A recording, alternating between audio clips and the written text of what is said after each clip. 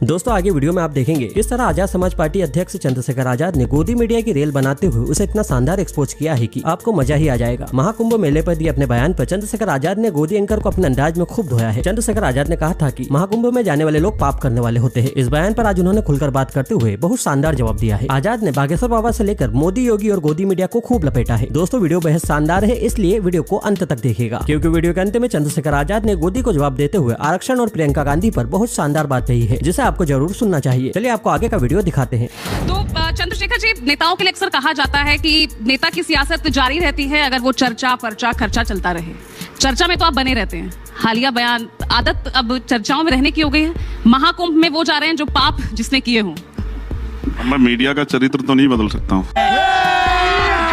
अभी मजा आएगा ना भिड़ो। मैं तो अपनी बात कहता हूँ। मेरे द्वारा कही गई कोई बात इलीगल हो तो मेरे खिलाफ कानूनी कार्रवाई कर दो। और मीडिया मेरी बात को क्या कहकर दिखाती है, और मुझे तो हंसी आती है कि जब किससे पूछती है कि उन्होंने ये बयान दिया, तो सामने वाला बोलने वाला भी नहीं सोचता कि वो बयान ही सुन लूं मैं। तो मीडिया की बातों में आके लोग गुमराह होकर पता नहीं क्या क्या कह देते हैं। मैं क्या कह सकता हूँ। तो बयान तो आपके ही है ना, आप ही तो कह रहे हैं भाई जो जिसने पाप किए हैं वो महाकुंभ में पाप धोने जाता है। अगर आप इसको स्टडी करोगे या कोई भी स्टडी कर ले तो कुंभ की मान्यता यही है कि वहां इस तिथियों में अमृत वर्षा होती है, और अमृत वर्षा होती तो इसकी मान्यता यह है कि वहां जाके आपके पाप धुलते हैं। मैंने क्या गलत कहा? एक काम करते हैं, और मेरी बात को तो शंकराचार्य जी ने बिल्कुल कहा कि बिल्कुल सही बयान दिया चंद्रशेखर ने। और अगर मेरा बयान गलत है तो मुझे सही बयान बता दो किसका है।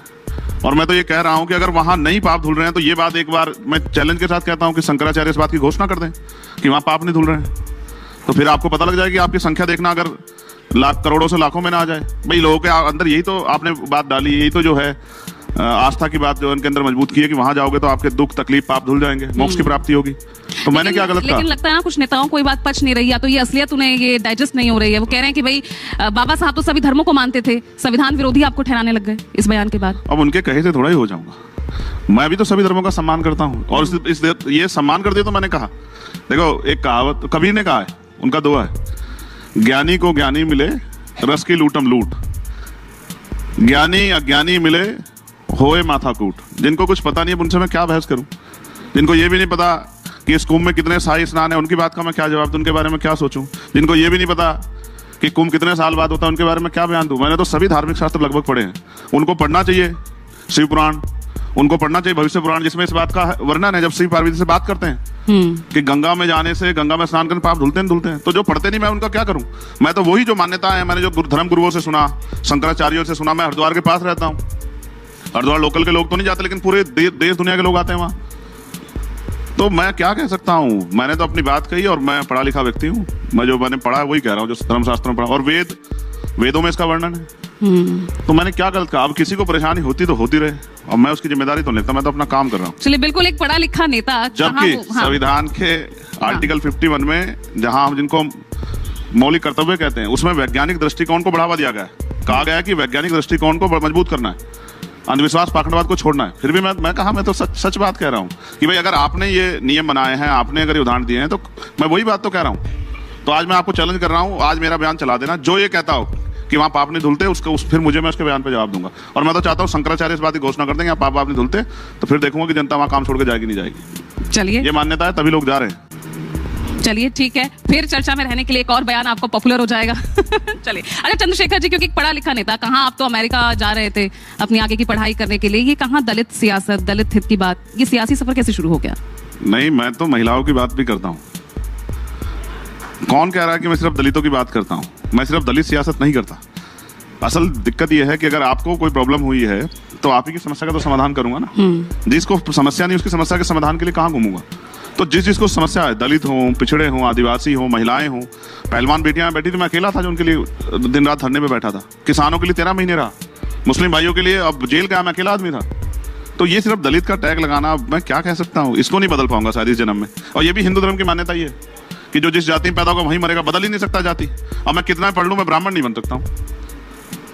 मैं कितना भी पढ़ लूं, PhD कर लूं, MPhil कर लूं, BTech कर लूं, MTech कुछ भी कर लूं, लेकिन मैं अपनी जाति नहीं बदल सकता हूं इस देश में। ये भी शंकराचार्य ने स्पष्ट किया, क्योंकि एक बाबा जी घूम रहे थे कि भाई सारे हिंदू एक हैं, पता नहीं कुछ ऐसा नारा लगा रहे थे बागेश्वर वाले। उन्होंने एक यात्रा भी निकाली, तो उस पर शंकराचार्य ने बयान दिया। उन्होंने कहा वो जाति बंधन तोड़ दो, और सारे हिंदू एकजुट रहो, इस तरह का बयान दिया उन्होंने। तो शंकराचार्य ने डांटा उनको कि अगर जाति बंधन तोड़ दिया तो हिंदू धर्म ही खतरे में पड़ जाएगा। जाति तो सच्चाई है सनातन की, ऊंच नीच की भावना सच्चाई है, ये मैं नहीं कह रहा हूं, ये सनातन कह रहा है, पढ़ लो।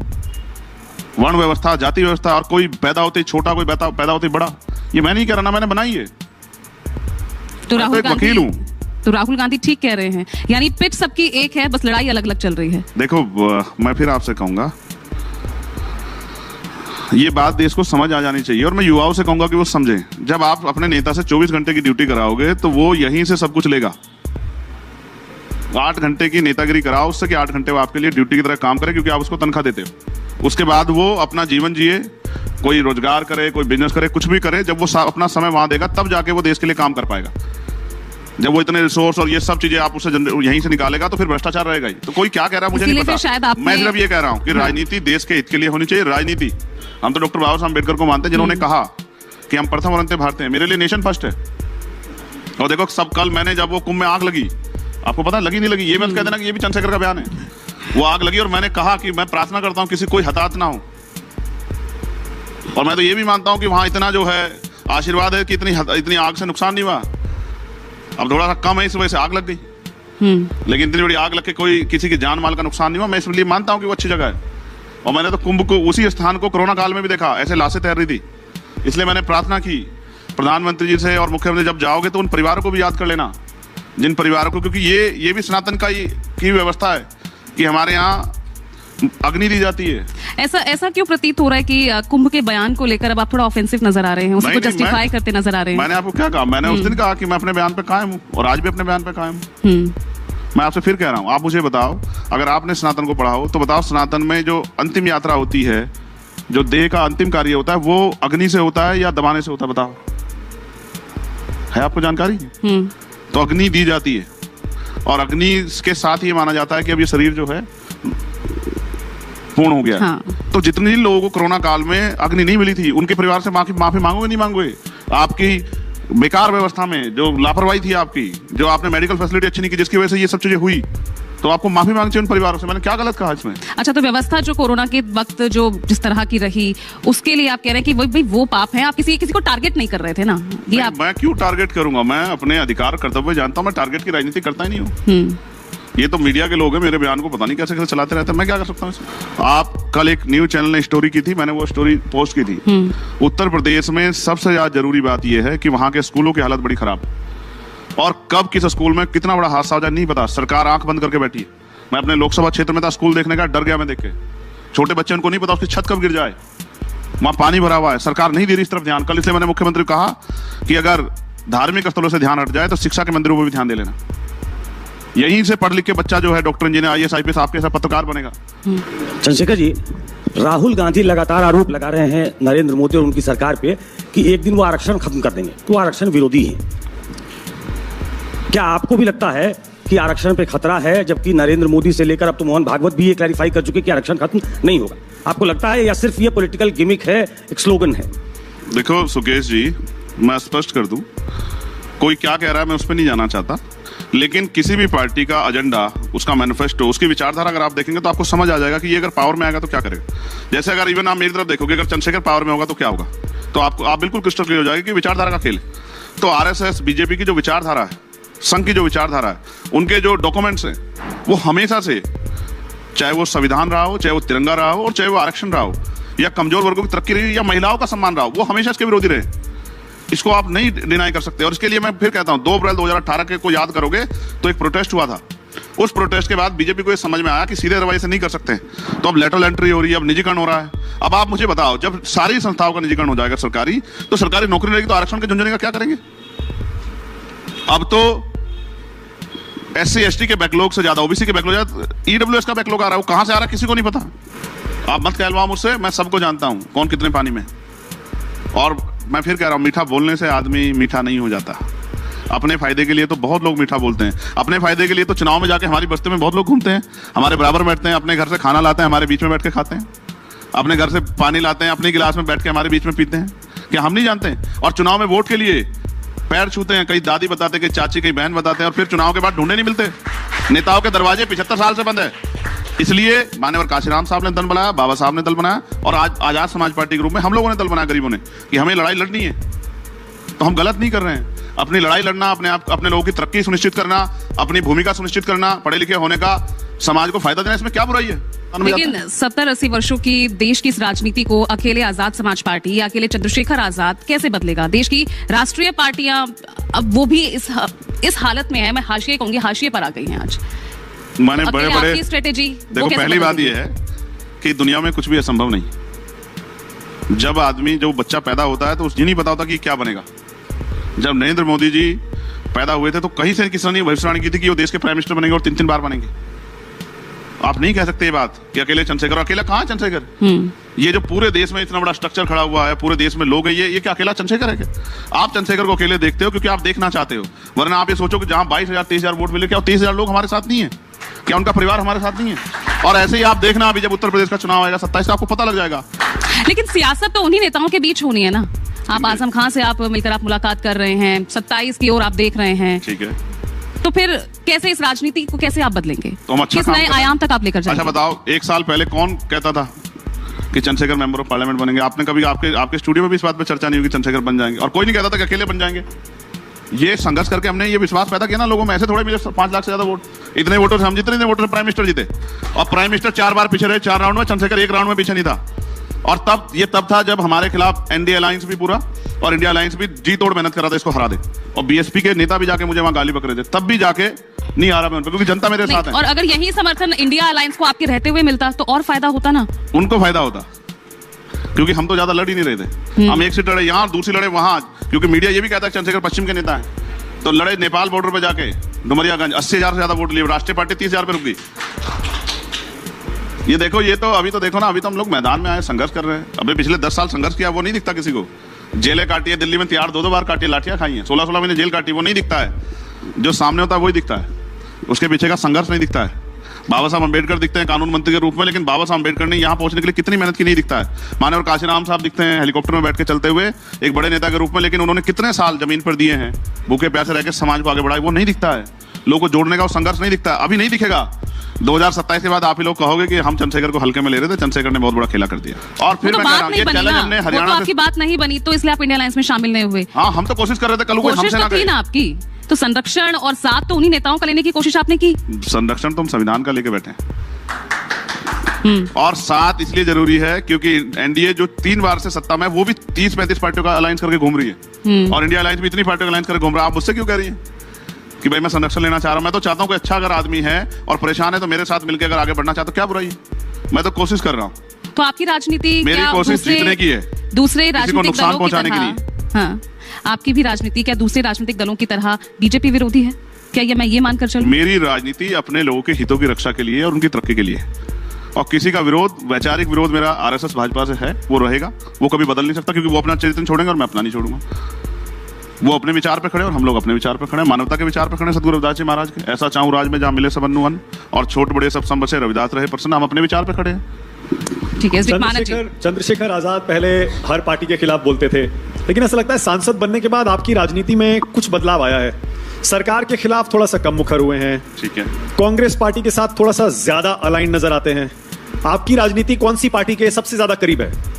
मेरी राजनीति गरीबों के सबसे ज्यादा करीब है, और पार्टियों का मैंने मैनिफेस्टो पढ़े हैं, आप छोड़ दो मानक भाई। जितना सरकार के खिलाफ मैं मुखर हूं, किसी पार्टी के नेता में हिम्मत नहीं इतना मुखर होकर बोल ले। डबल इंजन की सरकार पर जितना पिछले 4 दिन मैंने सवाल खड़े किए हैं, इतने सवाल 40 दिन में किसी नेता ने खड़े किए। आप चेक करके देख लो, आप कह कुछ भी सकते हो, ये आपका राइट है भाई। व्यक्ति की इतनी आजादी तो मीडिया को मिलनी चाहिए। और कांग्रेस पार्टी से कैसा रिश्ता है राहुल गांधी, प्रियंका गांधी से? कुछ बदला है क्या, या पहले जैसा ही है अभी? आप मुझे बताओ, वो कोई पहले तो आपको आई थी ना प्रियंका जी अस्पताल में मिलने के लिए, आप उनको दीदी बहन बोलते? आज भी बोलता हूँ, और कभी उनको मेरे खून की जरूरत पड़ेगी तो याद कर ले, तो बता दूंगा कि भाई बहन का रिश्ता। प्रियंका जी के लिए खून दे देंगे क्या नगीना सीट जीतने के बाद? आप ये मानते हैं कि अब उत्तर प्रदेश में बीएसपी का अंत निकट है और एक नई पार्टी आपकी और एक नया नेता, दलित नेता वो खड़ा हो गया है?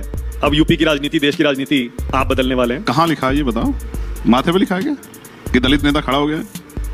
जरा आप मुझे समझाओ।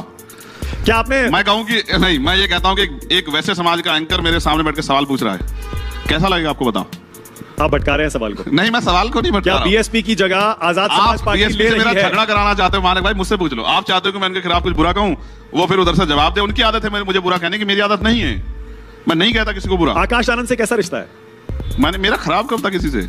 मेरा किसी भी मानव से रिश्ता बुरा भाई नहीं। युवा नेता हैं, देखिए कैसे बीएसपी के लिए दिल्ली में भी प्रचार कर रहे हैं, जबरदस्त। अच्छी बातें करना चाहिए, मगर मुझे दुख तब हुआ था जब बहन जी ने उनको अनमेच्योर कह के और उनके पदों से हटा दिया था।